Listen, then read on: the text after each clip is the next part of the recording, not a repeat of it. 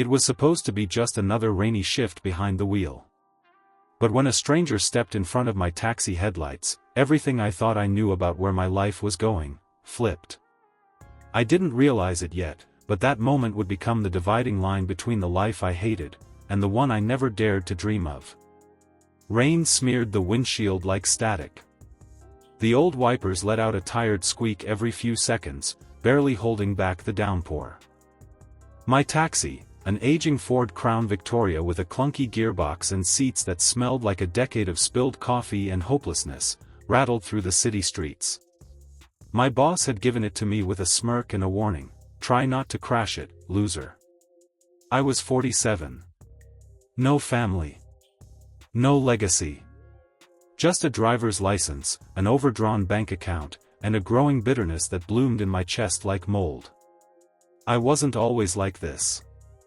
But life had a way of trimming you down until only the resentment remained. I grew up in an orphanage where birthdays passed like ghost trains. No one noticed when I stopped trying. No one gave a damn. After that, I bounced between jobs that wore me down like a grinding wheel. And now? Now I chauffeured the rich and reckless while swallowing their complaints and perfume. The light turned red. I slowed to a stop on the wet pavement. That's when she appeared. A girl, no, a young woman, stepped out in front of my car like she was made of mist. Her coat was soaked through, clinging to her frame, and her arms trembled as she raised them in some kind of desperate defense. I slammed the brakes. The car screeched. The tires skidded. My heart jackhammered into my ribs. We stopped inches away from her. I threw the door open and leapt out. "Are you crazy? What the hell are you doing?" My voice cracked with panic and rage. She didn't answer. She was crying. Big, silent tears streamed down her face like the rain had reached inside her and found something to wash away. I froze. She wasn't trying to be dramatic. She wasn't even looking at me. She looked at the ground like she was hoping it would open and swallow her whole. "Get in," I said before I could stop myself. "You'll catch your death." She hesitated, then nodded. Her shoes squished against the pavement as she stepped around the front of the car and slid into the passenger seat. I drove in silence for a while, the radio murmuring something about traffic delays and downed power lines. Then she spoke, soft, like a whisper through glass. "I just got out. Today." I glanced at her. She didn't elaborate. "Out? Prison." She didn't flinch when she said it.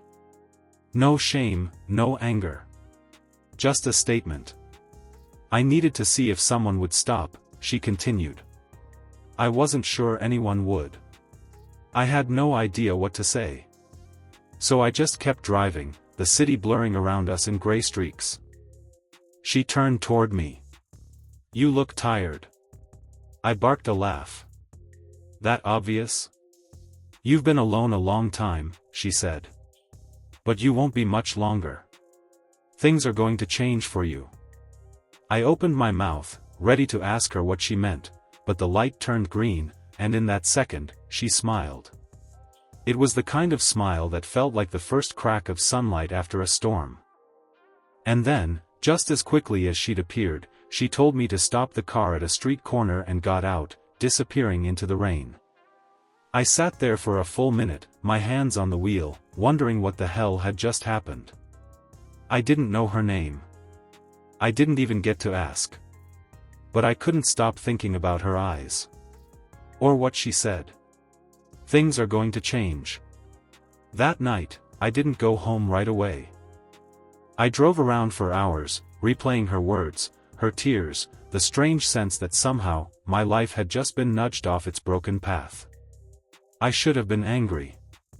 I just lost the best fare of the night. A high-paying corporate client who specifically requested me. He was probably checking his Rolex while dialing my boss, complaining that his ride was late. But I couldn't stop thinking about her. The way she stood in front of my cab like she had nothing left to lose. The tears. The calm way she said, prison, like it was just a layover on her way to somewhere worse. I pulled over and checked my phone. 4 missed calls. All from Artur, my boss. I didn't need to listen to the voicemail. I already knew what it would say. I drove back to the garage. Slowly. The garage was dark, half the lights busted or flickering. The air stank of oil and cheap cigars. Artur stood outside his cramped office with a scowl already waiting for me. "You're done," he said before I could speak. "Client called. Said you left him standing in the rain like a stray dog." I tried to explain. "There was. I don't care. I've been looking for an excuse to get rid of you for months." And just like that, I was fired. No final warning. No paycheck. Just a cold shrug and a slammed door. I walked home. The rain had stopped, but the air still smelled like it hadn't forgiven the city for something. Each step felt heavier than the last. What the hell was I even doing with my life? No wife. No children. No one to miss me if I never came back. When I got to my building, the elevator was broken again. I climbed the stairs to the 4th floor and opened the door to my apartment, a tiny one-bedroom that hadn't seen a vacuum in weeks. The wallpaper was peeling. The radiator coughed. I dropped onto the couch and stared at the ceiling. Is this it? Is this all I'll ever be? A few days passed in a blur of nothing. I picked up a gig as a loader in a warehouse, moving boxes for pennies. My back ached, my hands cracked from the cold, but at least it gave me something to do. Still, I couldn't shake her from my mind. The girl from the rain. Her eyes. Her voice. "Things are going to change for you." I didn't believe in fate. But those words clung to me like cigarette smoke. Then, one evening, someone knocked on my door. I wasn't expecting anyone. Nobody ever visited. I opened it slowly. And there she was. But not the girl I remembered. She was transformed. Her hair was pulled back, sleek and glossy. She wore a tailored coat that probably cost more than my rent. Her eyes, though, those were the same. Sharp. Watching me. "You look surprised," she said. "I am. Can I come in?" I stepped aside. She walked in like she belonged there, and I couldn't find the words to tell her she didn't. She sat on my sagging couch like it was a throne. I stayed standing. "What are you doing here?" I finally asked. "I owe you an explanation. And maybe an opportunity." I raised an eyebrow. "I wasn't lying that night," she continued. "I was in prison. And now that I'm out, I'm getting back what's mine." "What's yours?" "My company. My name. My life." She smiled, but it didn't reach her eyes. "And I could use someone who doesn't scare easy." I laughed once, dryly. "You think that's me?" "I know it is." Then she stood, brushing non-existent dust from her sleeve. "I'll be back tomorrow. You have until then to decide if you're in." And before I could ask her anything else, she was gone again. Just like before. Only this time, she left the door open behind her. She said she'd be back tomorrow. She wasn't late. The knock came at 9 a.m. sharp. I hadn't slept much. Her words echoed in my head all night, "I'm getting back what's mine." That look in her eyes, like someone who's already walked through fire and isn't afraid to do it again. I opened the door. This time, she wasn't alone. A man stood behind her, tall, clean-cut, carrying a briefcase and the kind of watch that screams, "old money." He nodded politely at me. "Mr. Kovac," he said, calling me by a last name I hadn't heard in years, "I'm Roman. Legal counsel." That got my attention. She walked in like she had yesterday, only this time she didn't sit.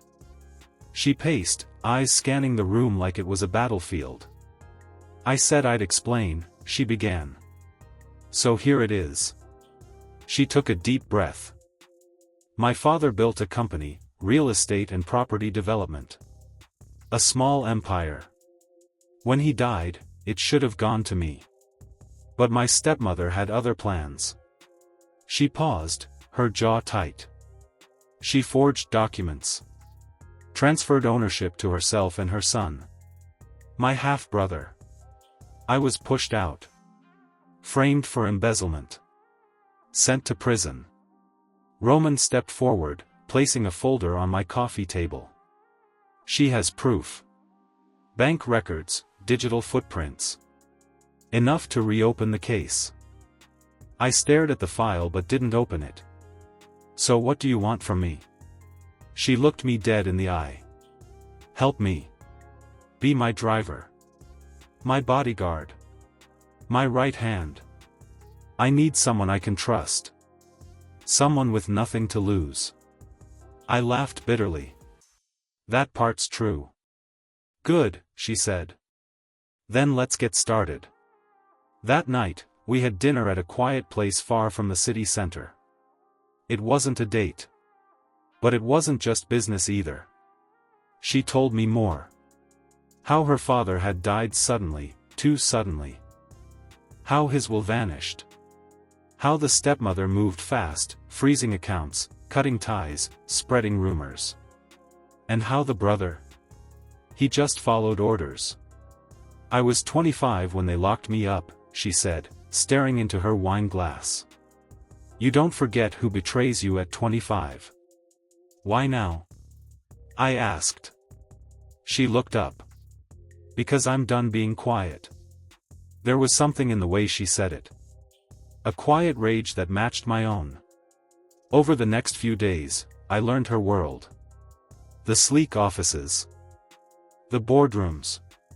The whispers behind expensive doors. But I also saw her at night, when she came undone. When she held her belly and whispered to it like a prayer. Yes. She was pregnant. And I didn't know who the father was. I didn't ask. She didn't offer. But one night, as I walked her to her door, she stopped me. I didn't throw myself in front of your car that night just to see if you'd stop. I turned to her. I needed to know if someone like you still existed. Someone who wouldn't run over the broken. I didn't have an answer. So I said nothing. But something was growing between us. Not a romance, not yet. But something that felt like hope. Her father's house stood like a ghost, wide, stone-faced, and silent. The windows were dark. The hedges overgrown. It used to be the heart of a family empire. Now it was a tomb. We parked across the street. She stared at it through the windshield, her fingers tightening around the seatbelt like it was the only thing keeping her from unraveling. They buried him in the family plot, she said, her voice distant. But I swear to God, they killed him in that house. I didn't ask if she meant literally. At this point, I believed anything.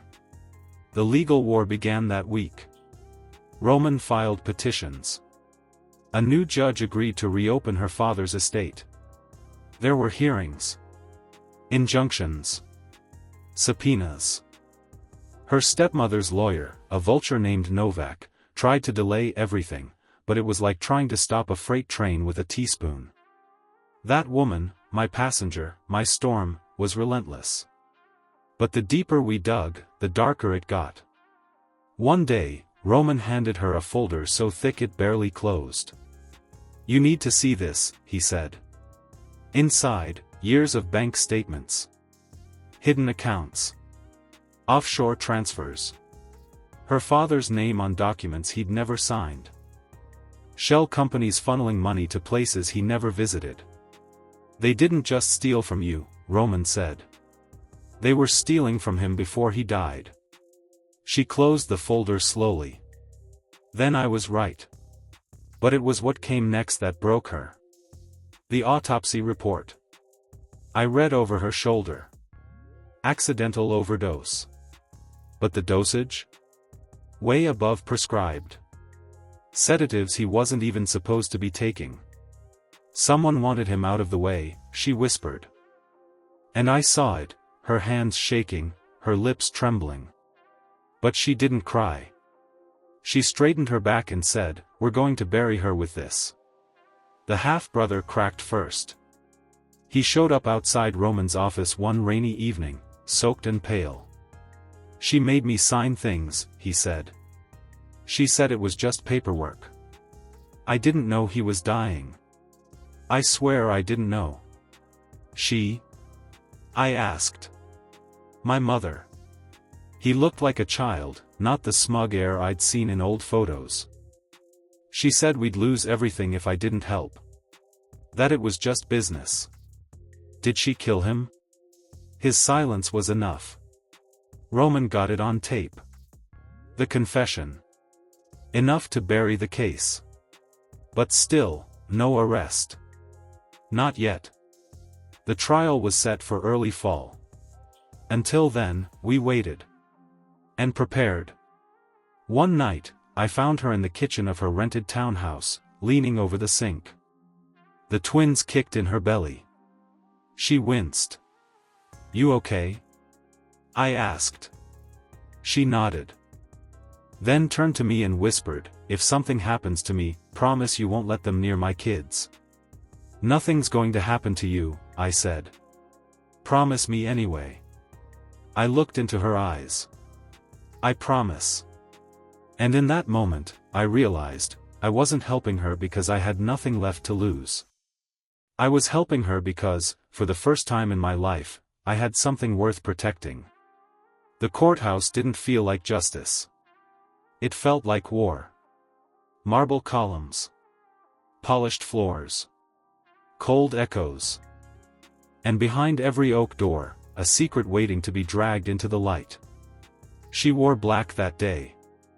Not for mourning, but as armor. Her belly had grown round beneath her coat, yet she walked with the fire of someone who refused to be fragile. Roman led the charge. I stayed behind her, silent, watching. A shadow with calloused hands and a loaded stare. Inside the courtroom, her stepmother sat in an ivory suit like she was attending brunch.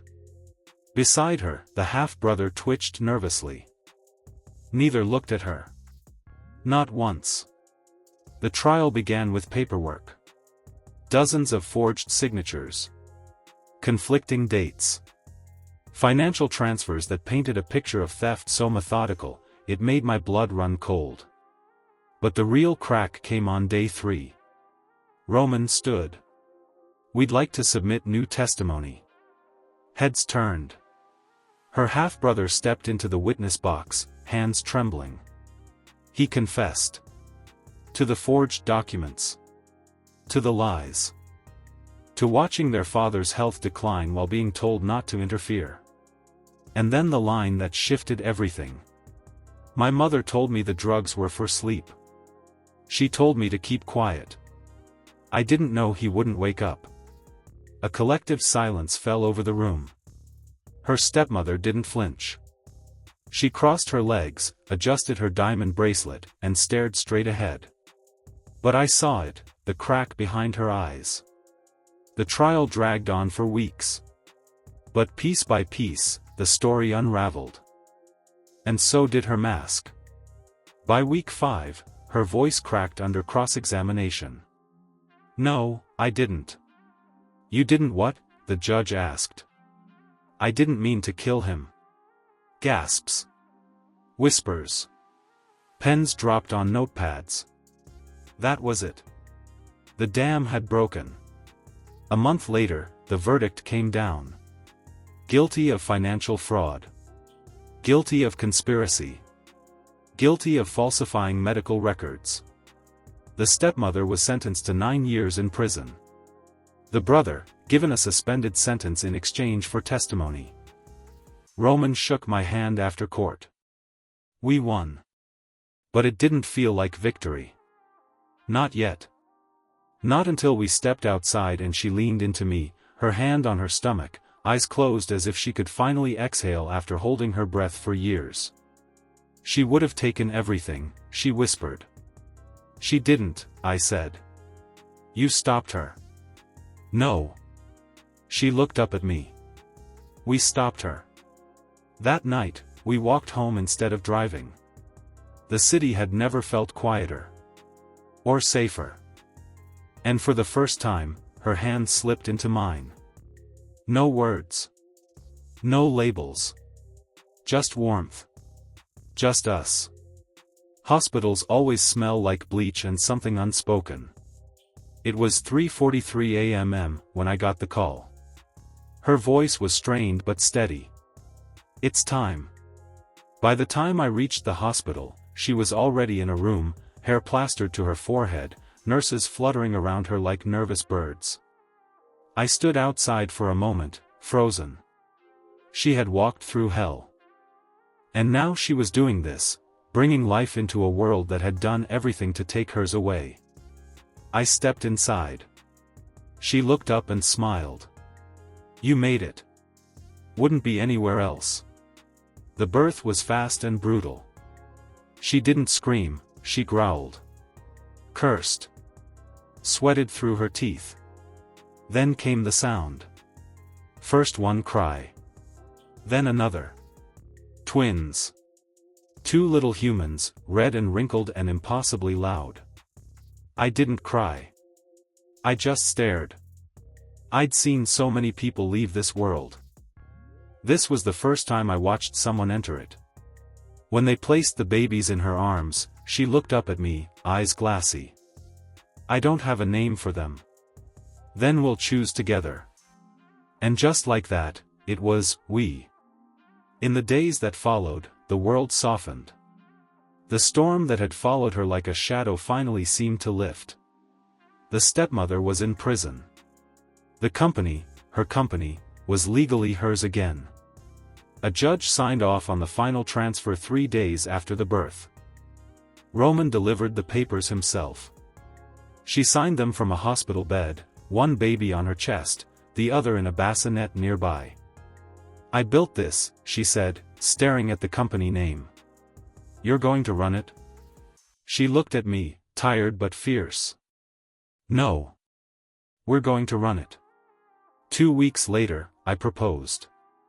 Right there, in the hospital room, while she was half asleep and the twins were snoring like old men in tiny blankets. I didn't get down on one knee.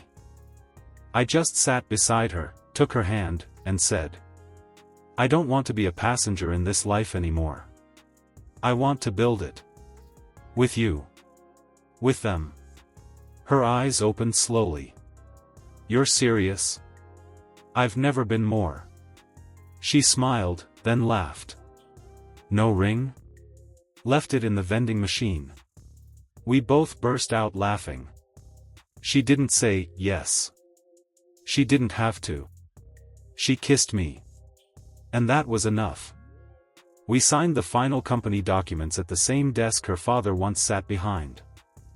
The wood was still scratched in the corners. Roman slid the last page toward her.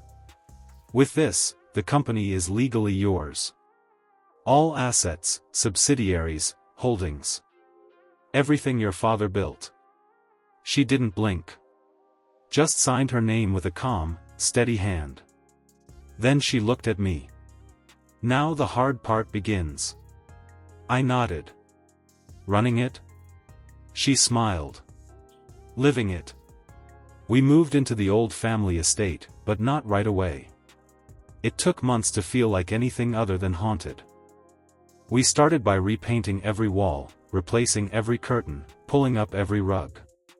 We scrubbed her stepmother's presence out of the place one room at a time. The nursery went in her father's old study. It felt like justice. The twins slept under a ceiling once crowded with corruption. Now, it held the soft sounds of breathing, lullabies, and the occasional tired curse when we stepped on a rattle at 3 a.m. I'd never raised a child before. But every bottle, every diaper, every 2 a.m. feeding, I did it like it was the only job that ever mattered. Because it was. At the office, we found our rhythm. She ran the vision. I ran the logistics. She was fire, I was steel. She pushed. I steadied. She made headlines. I paid invoices. There were board meetings where half the men refused to look her in the eye. Until she opened her mouth. Then they listened. Sometimes out of awe. Sometimes fear. I sat beside her, silent most days, just a presence reminding them she wasn't alone. The company grew. Fast. Investors returned. Projects resumed. The scandal around the stepmother made headlines but also wiped the board clean. She was the comeback story of the year. And I? I was the guy no one saw coming. One day, during a staff meeting, a junior exec pulled me aside. I just wanted to say, your story? The two of you? It gives guys like me hope. I raised an eyebrow. He laughed, awkward. That a man with no connections, no suits, and no business degree can still find a seat at the table. I didn't respond. Just clapped him on the shoulder and said, show up. Stay loyal. Everything else can be taught. But not everyone liked our rise. One day, an envelope arrived. No return address. Inside, a photo of her father. Dead in his hospital bed. On the back, in ink barely dry, you think it's over? You're wrong. The photo shook something in her. Not fear, she'd burned through that long ago. It was something older. Deeper. Grief. She didn't cry. Just held the picture, staring at it like she could will her father back to life with sheer force of will. I thought this was behind us, she whispered. I took the photo, flipped it over. The handwriting was clean. Almost elegant. But the message? Meant to unsettle. You think it's over? You're wrong. I burned the photo in the sink that night. Watched it curl into ash while she held the babies in the next room, humming lullabies with more steel than sweetness. We upgraded security at the house. Cameras. Floodlights. A gate with biometric locks. Roman checked the source of the envelope. It had been dropped in a public mailbox. No prints. No DNA. Whoever sent it knew what they were doing. I had one thought. Novak. The stepmother's lawyer. A snake in silk ties who never liked losing. Rumor was, he'd been under investigation himself. I'll handle it, Roman said. But I wasn't content to sit and wait for someone to knock on our door again. I started watching. Listening. Following the patterns of the people still orbiting our lives like vultures waiting for weakness. A week later, I caught someone watching the house. Black car. Tinted windows. Parked half a block down. Always at dusk. The third night, I approached. He drove off. Didn't return for days. But then came the note. Slipped under the office door during a late meeting. No threats this time. Just 5 words. You're sitting on a tomb. She didn't flinch when I told her. We already knew that, she said. They buried the truth under this company. Under our name. But I'm done living afraid of ghosts. We made a decision. Go public. Tell the story. Not just of the fraud and the trial, but of everything. Her father. The prison sentence. The takeover. The betrayal. And the rebuild. The PR team warned us it was risky. What if it opens old wounds, they asked. It's time they see the scars, she answered. The article dropped a week later, front page profile in a national magazine titled, The Heiress Who Took It Back. It was raw. Honest. Detailed everything, from the forged signatures to the slap of prison doors. And at the end? A photo. Of her. Of me. And the twins. The caption read, "2 lives ruined. 1 legacy restored." That night, we slept with the windows open. No fear. Only the sound of wind brushing against the house we no longer called haunted. The article changed everything. Overnight, the company wasn't just successful. It was symbolic. People called her a survivor, a disruptor, a phoenix. Invitations poured in, from business panels, university lectures, even late-night talk shows. She declined most of them. "I'm not a celebrity," she said. "I'm a mother. And I'm rebuilding." But that story had awakened more than just public interest. It had awakened the past. One afternoon, Roman came into the office, his face pale. "There's something you need to see." He dropped a file on her desk. Inside, land deeds, blueprints, and an unregistered will. A second will. Handwritten. Signed. Witnessed.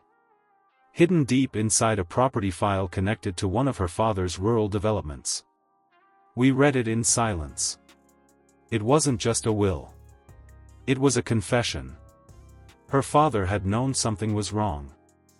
In it, he named her as the sole beneficiary of the entire estate, not just the company, but every asset, every property, even a vault account in Zurich that no one else knew existed. He'd left it in a safe built into the floor of his private study. A safe no one had ever mentioned. We returned to the estate that night. The study had been turned into a playroom, but the old wood panels remained untouched. I pried one up, and there it was. A hidden compartment. Inside, the original will. A journal. And a USB drive. We didn't speak for a long time. We just sat on the floor, surrounded by toys and memories, while she read her father's handwriting for the first time in years. "I'm sorry I couldn't protect you," the journal said. "But I trust you'll find your way back to what's yours. And if you're reading this, I hope you've already met someone brave enough to walk beside you." She looked up at me. Neither of us smiled. But we didn't need to. The journal held more than apologies.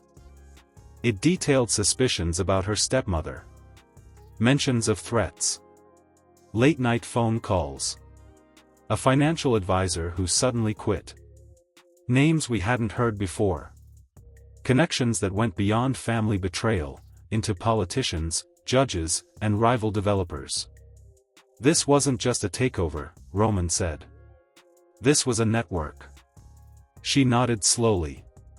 "Then we don't just run the company. We expose it." And that's how our next war began. Not for survival. But for truth. Not just for us. But for every person who had ever been silenced. You never expect the final blow to come from silence. But that's how it started. No threats. No warnings. Just a missing file. A mysteriously closed account. A key witness who vanished the week before our testimony was due. They were pushing back. Hard. We weren't just threatening a legacy anymore, we were pulling up the roots of an old, rotten tree. One that stretched deep into city contracts, political donations, and backroom promises made decades ago. But this time, we were ready.